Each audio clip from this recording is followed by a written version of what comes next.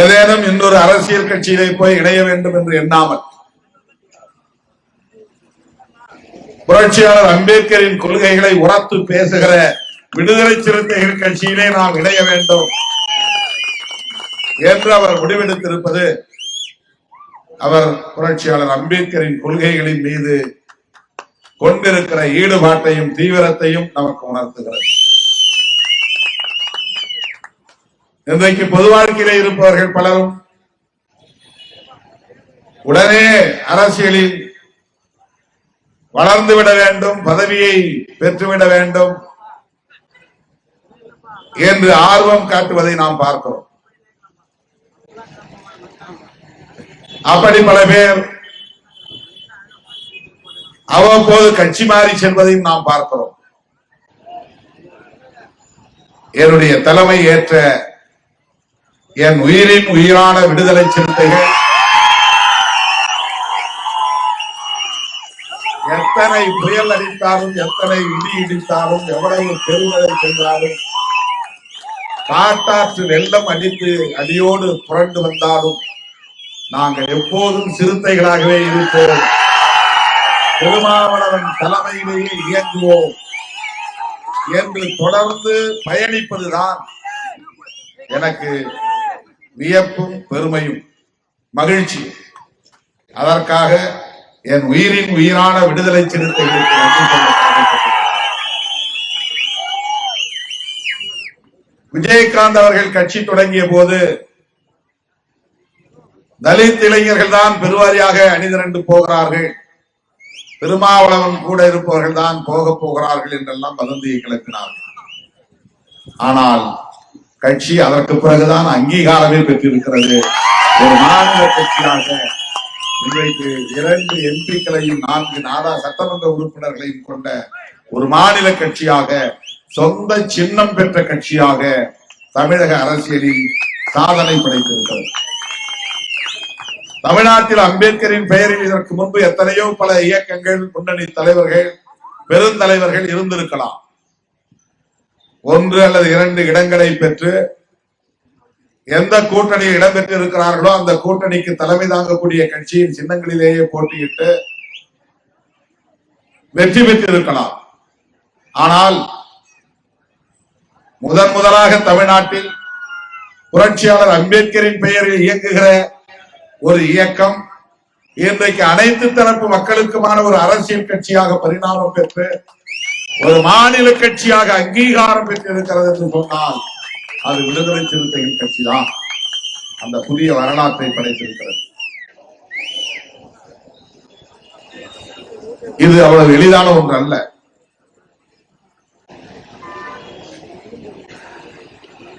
அம்பேத்கர் பெயரை சொல்லுவது, அவர் பெயரில் கொள்கைகளை, அவருடைய கொள்கைகளை ஏற்று அவருடைய பெயரில் இயங்குவது அவ்வளவு எளிதாக பொது சமூகம் ஏற்றுக்கொள்வதில்லை, அங்கீகரிப்பதில்லை. ஏதோ ஒரு சமுதாய இயக்கம், ரைட், நீங்களும் எங்களுக்கு வேணும் வாங்க என்று சொல்லக்கூடிய நிலைதான் இருந்தது. ஆனால் அந்த தடைகளை தகர்த்து விடுதலை சிறுத்தைகள் கட்சி தமிழ் சமூகத்திற்கான, பொது சமூகத்திற்கான ஒரு பேரியக்கம் என்பதை இன்றைக்கு நிலைநாட்டி இருக்கிறது. ரஜினிகாந்த் அவர்கள் ஒரு படத்திலே சொல்லுவது போல, ஒரு தடவை சொன்னா 100 தடவை சொன்ன மாதிரி என்றார். அதை போல விடுதலை சிறுத்தைகள் ஒரு எம்எல்ஏ பெற்றால் அது 100 எம்எல்ஏவுக்கு சமம். விடுதலை சிறுத்தைகள் ஒரு எம்பி வென்றால் அது 100 எம்பி வென்றதற்கு சமம். நான் ஏதோ மேடைக்கு கை தட்டுவதற்காக சொல்லவில்லை. அரசியல் களத்தில் இதை சாதிப்பது என்பது அவ்வளவு இலகுவானதல்ல, எளிதானதல்ல. இன்றைக்கு நமக்கு எதிரான எத்தனையோ அவதூறுகளை அள்ளி இறைக்கிறார்கள், வாய்க்கு வந்ததை பேசுகிறார்கள். அவர்கள் விரும்பும்படி நான் வளைந்து கொடுக்கவில்லை என்கிற வயிற்றெரிச்சலில் இல்லாதது கொள்ளாததுகளை இட்டுக்கட்டி கட்டுக்கதைகளை பரப்புகிறார்கள். வழக்கமான சராசரியான ஒரு அரசியல்வாதி அல்ல திருமாவளவன் என்பதை காலம் அவ்வப்போது உணர்த்தி கொண்டிருக்கிறது. இப்போதும் உணர்த்தி கொண்டிருக்கிறது. நாங்கள் வெறுமன பதவி பகுதிகளுக்காக பொது வாழ்க்கைக்கு வந்தவர்கள் அல்ல. சமத்துவ இந்தியாவை கட்டமைக்க வேண்டும் என்கிற கனவை புரட்சியாளர் அம்பேத்கர் அவர்கள் கண்டார். அதற்காக தம் வாழ்வை அவர் ஒப்படைத்துக் கொண்டார். 80-90 வயது வரையில் வாழ வேண்டியவர் 65 வயதிலேயே காலமாக நேர்ந்தது. இரவு பகல் பாராமல், உறக்கமில்லாமல், ஓய்வில்லாமல் அவர் உழைத்த உழைப்பு, அவருடைய அர்ப்பணிப்பு மிக குறுகிய வாழ்நாளையே அவருக்கு தரும் நிலை உருவானது. அப்படிப்பட்ட புரட்சியாளர் அம்பேத்கர் அவர்கள் சாதித்த சாதனைகள் ஏராளம் என்றாலும் அவருடைய படைப்புகளுள் காலத்திற்கும் இந்த சமூகத்தில் மிகப்பெரிய தாக்கத்தை ஏற்படுத்திக் கொண்டே இருக்கும் என்கிற படைப்புகளுள் 2 முக்கியமான படைப்புகள். ஒன்று, அவர் சாகும் தருவாயில் எழுதி முடித்த புத்தரும் அவரது தம்மமும் என்கிற நூல். அது இந்தியாவில் மெல்ல மெல்ல பெரும் தாக்கத்தை பண்பாட்டு தளத்தில் ஏற்படுத்தி வருகிறது. மிகப்பெரிய பண்பாட்டு புரட்சியை நிகழ்த்தி வருகிறது. அரசியல் களத்தில் அவர் ஏற்படுத்தி இருக்கிற மிக பெரும் தாக்கத்தை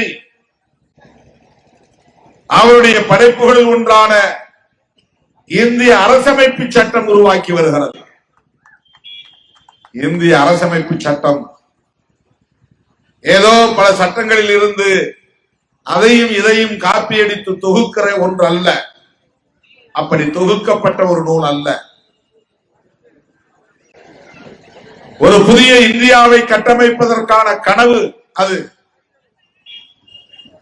ஆயிரக்கணக்கான ஆண்டுகளாக இந்த மண்ணில் நிலவுகிற சமூக கட்டமைப்பை அடியோடு தகர்த்தெறிவதற்கான ஒரு கனவு. பிறப்பின் அடிப்படையிலான உயர்வு தாழ்வை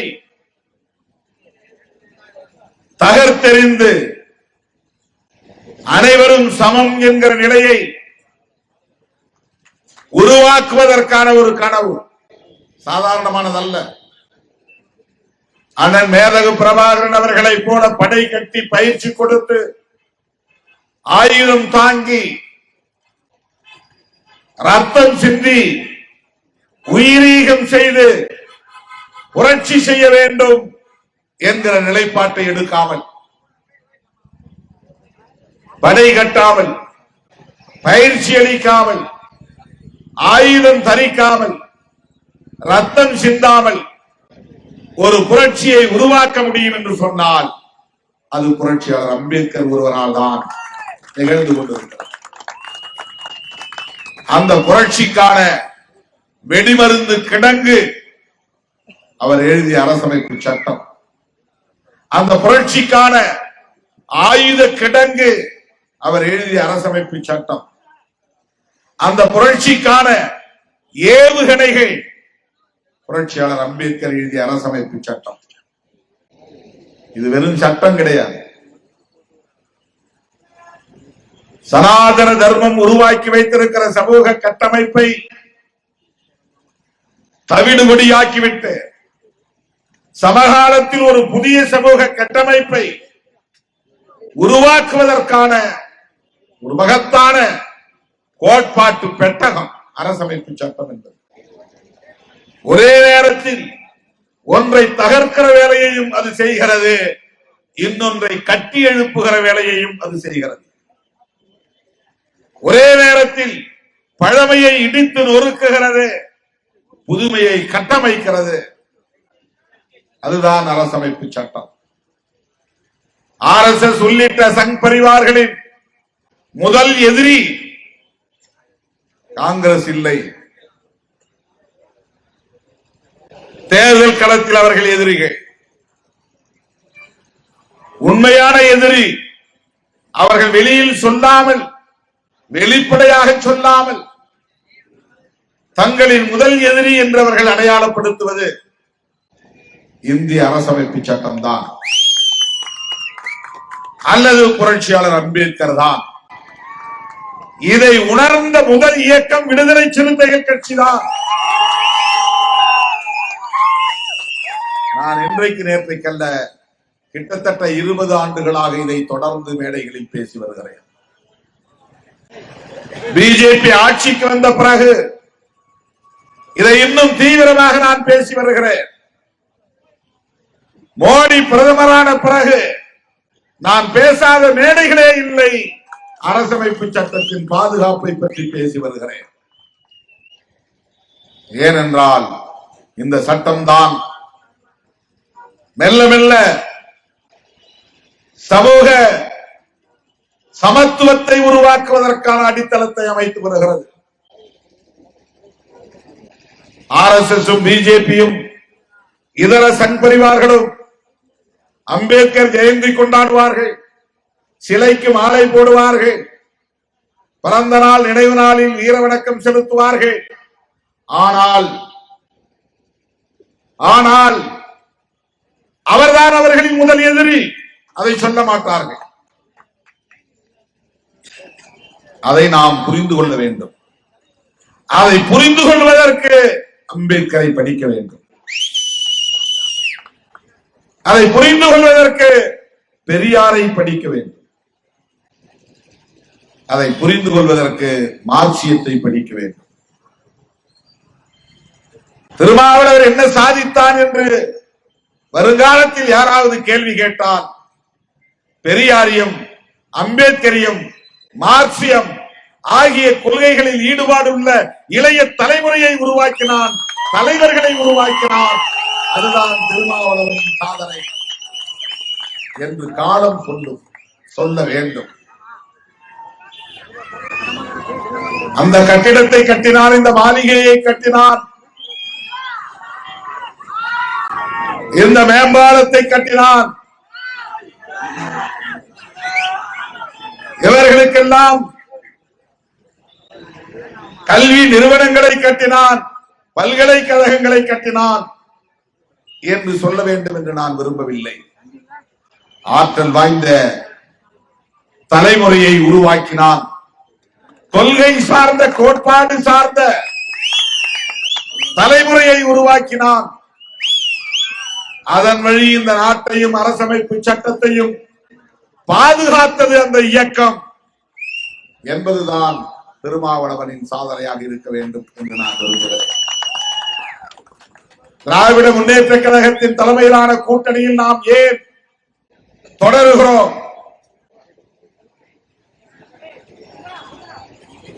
அதிமுக கூட்டணிக்கு அல்லது புதிதாக உருவாகி இருக்கிற விஜய் கட்சி தலைமையிலான கூட்டணிக்கு போக முடியும் என்கிற வாய்ப்புகள் இருந்தோம், அல்லது எங்கள் அணிக்கு வாருங்கள் என்று அழைப்புகள் இருந்தோம்.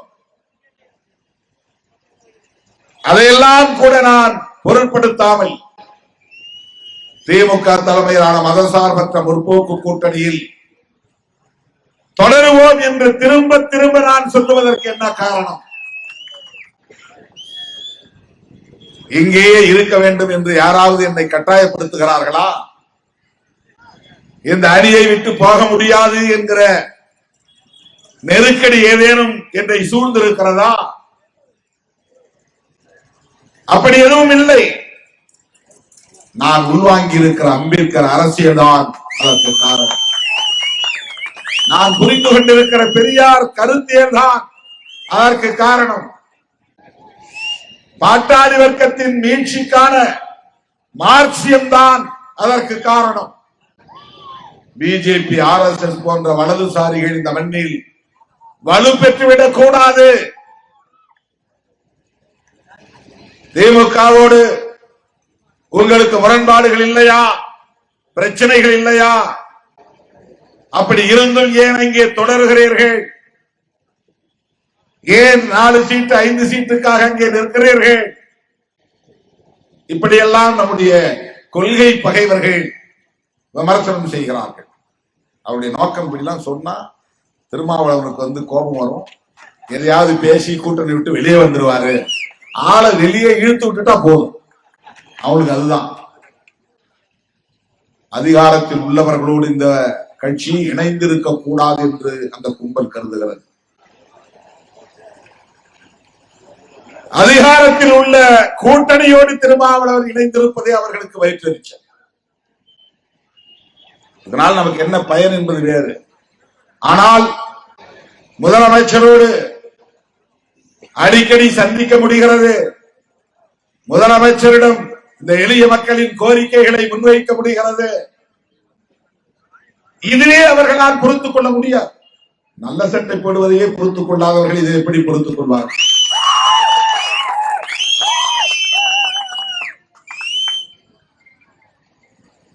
கைகட்டி வாய்ப்புக்கு நின்றவர்கள் இன்றைக்கு மடிப்பு கலையாத சட்டை போட்டுக்கொண்டு முறுக்கு மீசையை வைத்துக் கொண்டு வேறுகளை போடுகிறார்கள் என்பதை எப்படி அவர்களால் பொறுத்துக் கொள்ள முடியும்? ஆகவே நம்மை ஆத்திரப்படுத்த பார்க்கிறார்கள். உணர்ச்சியை சீண்டி பார்க்கிறார்கள். அதற்கெல்லாம் அசைந்து கொடுக்கிறவர் அல்ல திருமாவளவன். நாங்கள் கொள்கை நிலைப்பாட்டின் அடிப்படையில் ஒரு முடிவை எடுத்திருக்கிறோம். 6 8வது நாளோ 8 10வது நாளோ நாளைக்கு திருமாவளவன் முதலமைச்சராகிவிடப் போவதில்லை. என்ன எடப்பாடி கிட்ட போனா எத்தனை சீட்டு கொடுத்துருவார்? அவங்க சொல்றபடி வாதப்படி பார்ப்போம். அந்த சீட்டுகளில் அத்தனையிலும் 100% வெற்றி பெற்றுவிட முடியுமா? ஒருவேளை வெற்றி பெற்றாலும் அவர் என்ன ஆட்சி அதிகாரத்தில் பங்கு கொடுப்பாரா? 2.5 மாசம் நீங்க முதலமைச்சர், 2.5 மாசம் நான் முதலமைச்சர் அப்படின்னு பகிர்ந்தளிக்க தயாரா இருப்பாரா? ஆசை மூட்டி வெளியே வா, உனக்கு நான் 10 15 20 தரேன்னு சொல்லுவாங்க. அவ்வளவுதான். அதனுடைய நோக்கம் திமுக கூட்டணி பலமாக இருக்கக்கூடாது. திமுக கூட்டணியை பலவீனப்படுத்துவது பிஜேபியின் செயல் திட்டங்களில் ஒன்று. ஏன்னா அவன் எல்லா மாநிலங்களிலும் விளையாட்டு பார்த்துட்டான். தமிழ்நாட்டில் விளையாட முடியல. கர்நாடகாவில் அவனால ஆட்சியை பிடிக்க முடிஞ்சது. மகாராஷ்டிராவுக்குள்ள புகுந்து அங்கேயும் குழப்பி ஆட்சியை கைப்பற்ற முடிந்தது. பீகாருக்குள்ள நுழைஞ்சு நிதிஷ்குமாரோட சேர்ந்து ஆட்சி அதிகாரத்துக்குள்ள நுழைய முடிந்தது. ஒடிசாவில் நவீன் பட்நாயக்கு தவிர வேறு யாரும் முதலமைச்சராக வரவே முடியாது என்கிற நிலையை மாற்றி அங்கேயும் குழப்பத்தை உருவாக்க முடிந்தது. மேற்கு வங்கத்திலும் அவர்களால் வாலாட்ட முடிந்தது. ஆனால் அவர்களால் வாலாட்ட முடியாத ஒரே மாநிலம் தமிழ்நாடுதான். குழப்ப முடியாத ஒரே மாநிலம் தமிழ்நாடுதான். திமுக அதிமுக என்கிற 2 திராவிட கட்சிகள், பெரியார் அரசியலை பேசுகிற கட்சிகள் வலுவாக இருக்கின்றன. அவர்களுக்கு பக்கத்துணையாக இந்த அரசியல் கட்சிகளும் விசிக போன்ற கட்சிகளும் இருக்கிறார்கள். இவர்களுக்குள் ஊடுருவி அந்த வாக்காளர்களை தம் பக்கம் சேர்த்து பலவீனப்படுத்தி இங்கேயும் காவி கொடியை பறக்க வைக்க வேண்டும் என்பதுதான் அவர்களின் நோக்கம். அதற்காகத்தான் பெரியாரை இன்றைக்கு சாடுகிறார்கள். பெரியார் என்ன செய்து விட்டார், சாதித்து விட்டார். சில பேர் அவர்களுக்கு துணையாக இன்றைக்கு இயக்கம் கட்டி பெரியாரை விமர்சிக்கிறார்கள். நன்றி மறந்த நிலையில் பெரியாரை விமர்சிக்கிற இயக்கங்கள் இங்கே பல உருவாகி இருக்கின்றன. RSS காரனும் தமிழ் தேசியம் பேசுகிற போலிகளும் ஒரே குரலை எழுப்புகிறார்கள். பெரியார் இங்கே என்ன சாதித்து விட்டார் என்று. தோழர்களே, புரட்சியாளர் அம்பேத்கருக்கு அந்த காலத்தில் ஒற்றை நம்பிக்கைக்குரிய நண்பராக இருந்தவர் தந்தை பெரியார். தமிழ்நாட்டுக்கு வந்த போது தலித் இயக்க தலைவர்கள் கூட யாரும் அவரை பெரிதாக ஏற்றுக்கொள்ளவில்லை. அப்படி இந்த தலித் இயக்க தலைவர்கள் எல்லாம் அந்த காலத்தில் காங்கிரஸில் இருந்தார்கள். மரகதம் சந்திரசேகர் காங்கிரஸிலே இருந்தார். இளைய பெருமாள் காங்கிரஸிலே இருந்தார். கக்கன் காங்கிரஸிலே இருந்தார். அப்படி சொல்லிக் கொண்டே போகலாம். தென்காசி அருணாச்சலம் காங்கிரஸிலே இருந்தார். குடியரசுக் கட்சி தலைவர்கள் காங்கிரசுக்கு ஆதரவாக இருந்திருக்கலாம். இருந்திருக்கிறார்கள். அன்றைக்கு அம்பேத்கரை அடையாளம் கண்டு MC ராஜா அவர்கள் கூட அன்றைக்கு அம்பேத்கரை ஏற்றுக்கொள்ளவில்லை, விமர்சித்த காலம் அது. அந்த காலத்தில் தேசிய அளவில் இந்த ஒடுக்கப்பட்ட மக்களுக்கு என்று உருவாகி இருக்கிற உண்மை தலைவர், புரட்சி தலைவர் அம்பேத்கர் தான் என்று அடையாளம் கண்டவர் தந்தை பெரியார். மியான்மருக்கு வாங்கன்னு கூப்பிட்டார் அம்பேத்கர் பெரியாரை.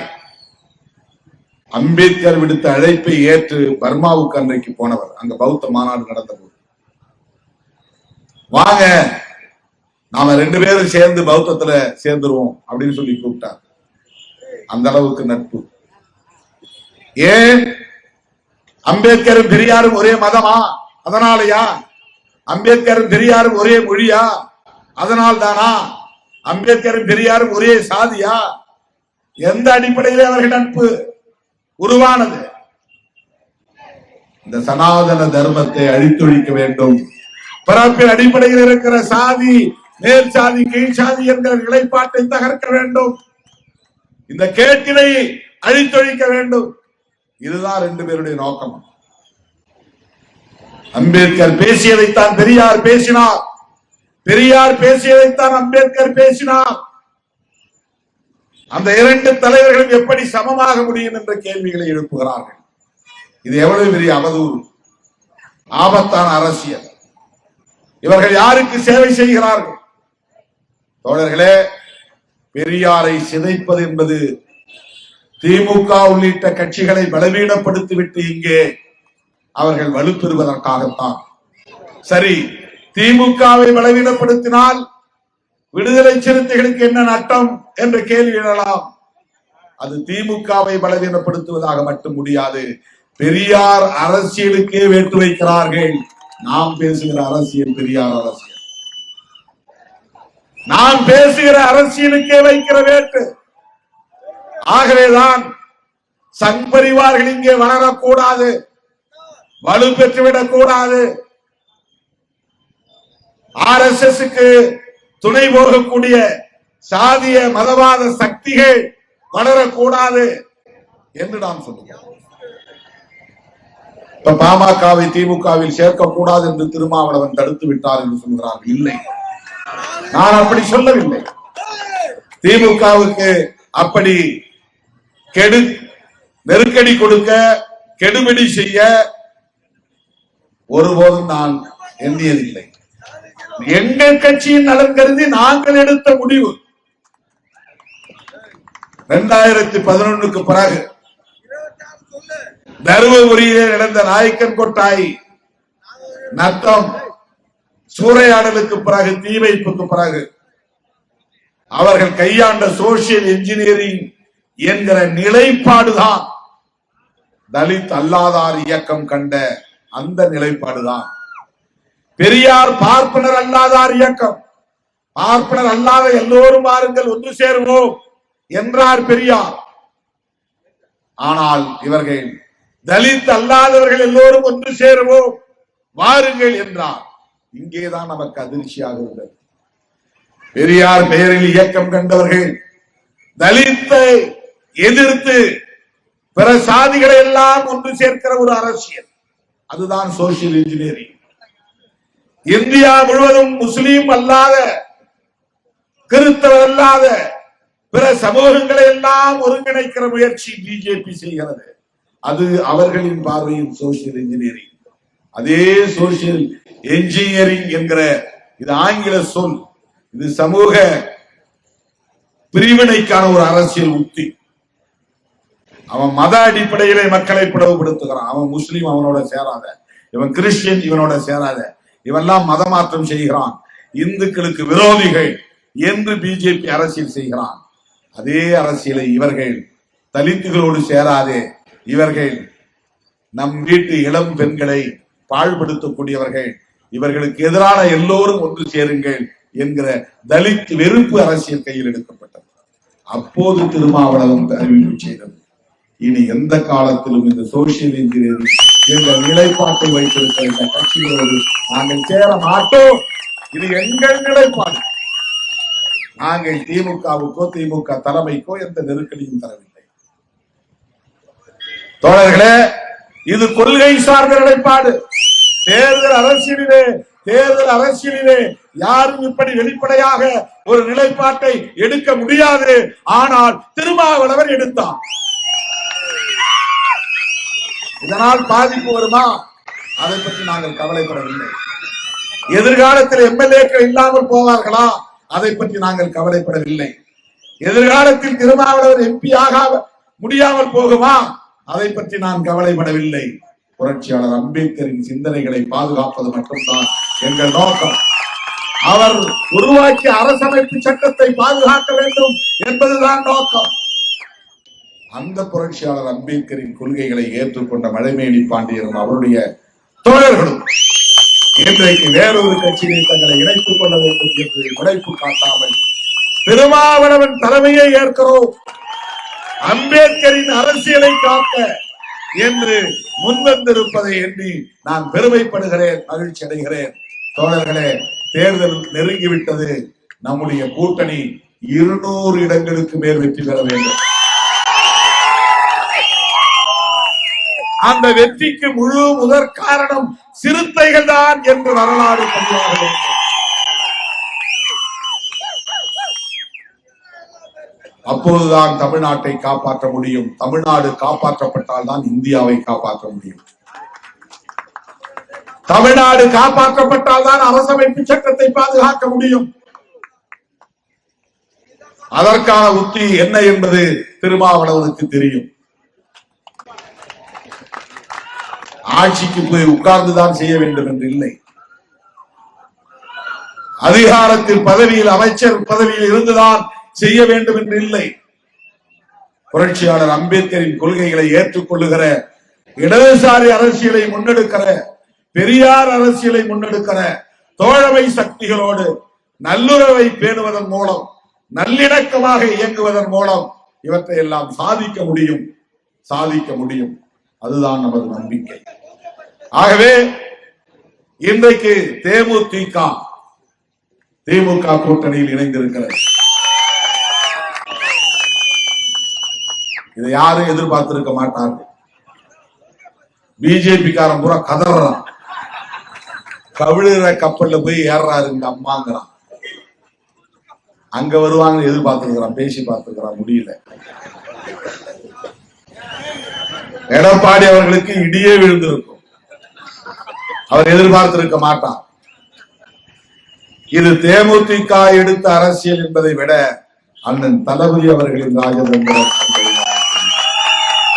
திமுக தலைவர், நம்முடைய கூட்டணியின் தலைவர், தமிழ்நாட்டு முதல்வர் தளபதி மு.க. ஸ்டாலின் அவர்கள் எடுத்திருக்கிற இந்த நிலைப்பாடு தமிழ்நாட்டு அரசியலில் பெரும் தாக்கத்தை ஏற்படுத்தி இருக்கிறது. பரபரப்பை அல்ல, பெரும் தாக்கத்தை ஏற்படுத்தி இருக்கிறது. 5000 ரூபாய் கொடுப்பாங்க, யாரும் எதிர்பார்க்கல. அது முதல்ல விழுந்த இடி, அவங்களுக்கு அடி வயிற்றுல விழுந்த இடி. இது உச்சந்தலையிலே விழுந்திருக்கிற இடி. எல்லாம் நிலைகுலைந்து போனார்கள். இங்க ஒன்றும் அவர்களால் செய்ய முடியாது. இந்தியாவிலேயே கட்டுக்கோப்பாக ஒரு கூட்டணி இருக்கிறது என்றால் அது மதசார்பற்ற முற்போக்கு கூட்டணி தான்.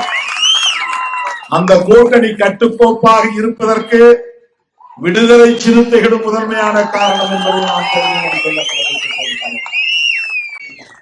ஒரு சராசரி அரசியல்வாதியாக இருந்திருந்தால், ஊசலாட்ட பேர்வழியாக இருந்திருந்தால், பதவி பவிசுக்காக பல்லை இழிக்கக்கூடியவனாக இருந்திருந்தால் தமிழ்நாட்டு அரசியலில் குழப்ப நிலையை ஏற்படுத்தி இருக்க முடியும். அந்த நிலை துளியும் நம்மிடத்தில் இல்லை. இப்ப கூட கேட்டாங்க, காங்கிரஸ் எல்லாம் கேக்குது, நீங்க கேட்க மாட்டீங்களா? முதல்ல ஆட்சியிலும் பங்கு, அதிகாரத்திலும் பங்கு என்கிற இந்த முழக்கத்தை, இந்த ஸ்லோகனை காயின் பண்ணவனே திருமாவளவன் தான். 1999 மூப்பனார மேடையில் வைத்துக் கொண்டு நான் பேசினேன். நாங்கள் இதுவரையில் தேர்தல் அரசியலை புறக்கணித்தோம். இப்போது தேர்தல் அரசியலுக்கு வந்திருப்பதற்கு காரணமே எளிய மக்கள் ஆட்சி அதிகாரத்தில் அமர வேண்டும் என்பதுதான். எங்களுக்கு அதிகார பகிர்வு தேவை. இதுதான் நான் 99 முதலில் மூப்பனார் அவர்களின் கையை கோர்த்த போது சொன்ன முழக்கம், நாங்க ரெடி, நீங்க ரெடி, ஆனா நாங்க உங்களோட சேர ரெடி இல்ல அப்படின்னு